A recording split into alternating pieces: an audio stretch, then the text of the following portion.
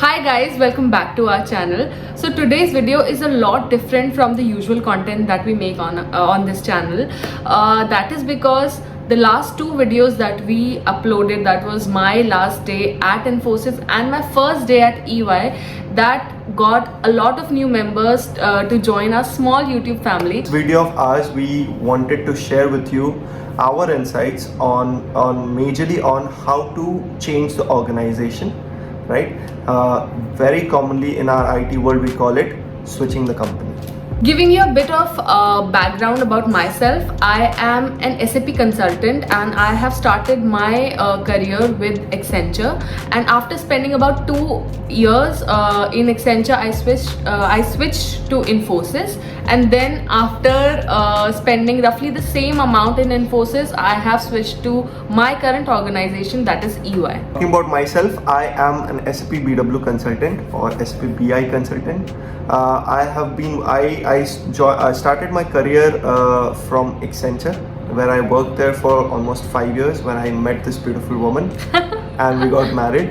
After that, I joined, like Nimisha, I joined Infosys, where I have been working for the past almost 3 years now,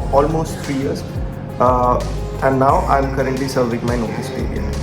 We plan to make more IT related videos on this channel, so if you are someone who is interested in that kind of content, then please make sure to like, share and comment down below this video, and also do not forget to subscribe to our channel. This video is created in such a way that we have covered all the phases that one goes through while switching from one organization to other. So if you feel you're already past a phase, then you can skip to that part of this video. I will be listing down all the timestamps for each of the phases. Don't distract me, okay? So how to know that it's time for you to make the move, Exactly. right? To take that big leap. That's the first thing that comes to your mind. Yeah.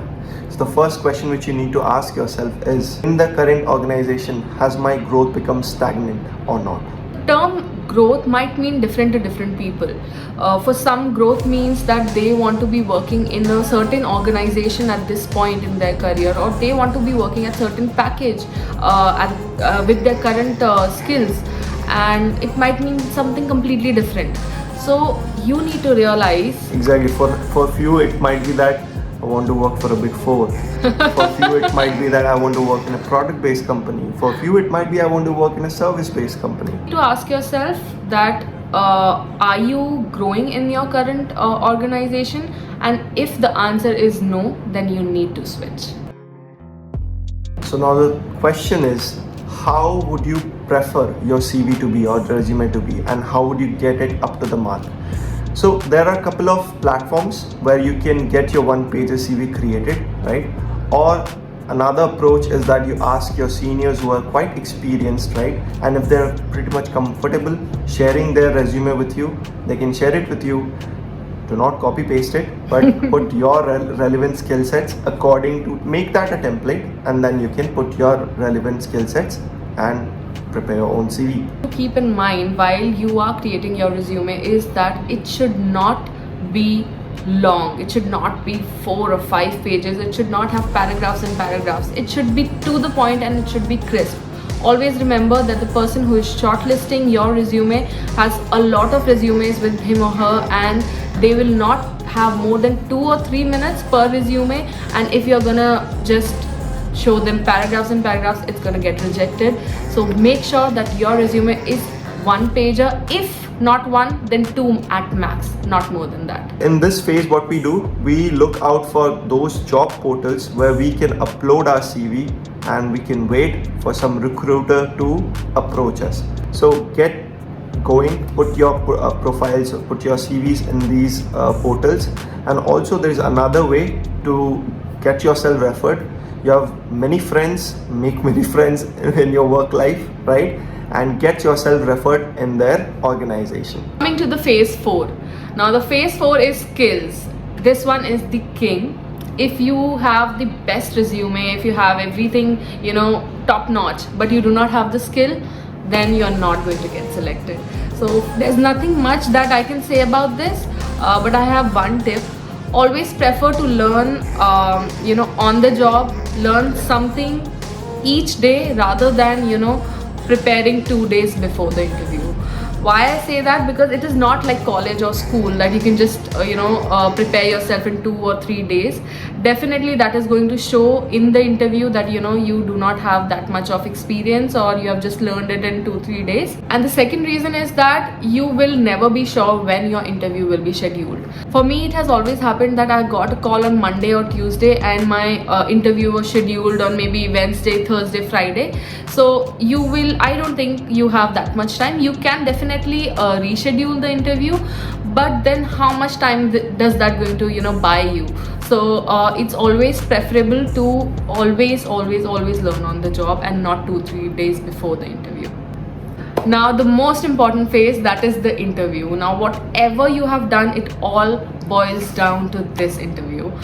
So it's obvious that we need to prepare for this interview very well, and the first thing that you can do for this is always be prepared with your brief, to the point introduction.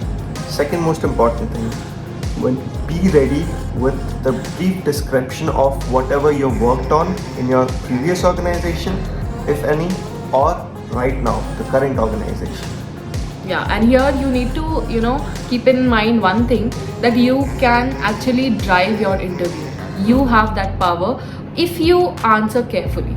That's what I have experienced. So if someone asks me about my work experience, I would make sure that I add the points that I'm very comfortable being interviewed on, the things that I know for sure, so I cannot be wrong there. And that's going to give me a good start to the interview. You are making a switch, so you can expect a question that why are you switching. So you need to be prepared with a solid reason why you are switching, and make sure that it's not a negative one. Never ever sit in an interview unprepared. So why is that? I'll tell you. Number one, you're wasting the recruiter's time. That is for sure. Second, you're not gonna get selected, because there is definitely someone who is well prepared for that interview and will get the job. And third, the next 6 months, or not just 6 months, there's gonna be some cooling period where you won't be able to apply for that company. So while you're giving the interview, right, you'll get a vibe where how the interview is going, right? Be mindful and understand where you are at.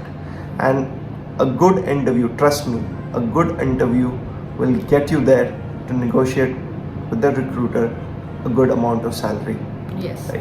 So a good interview means a good amount of package. There are forums where you can, check out what's the best package for you, your experience, right, your designation, Yes. and get that work done, get that research done, and then you can negotiate properly. About this, right, the part of negotiation will come back to this topic in another video, right, maybe in the next video of ours, and we'll discuss more on that. So this was all about today's video. If this video helped you to make your next switch, make sure to like, share and comment down below, and we'll see you in the next one. Bye.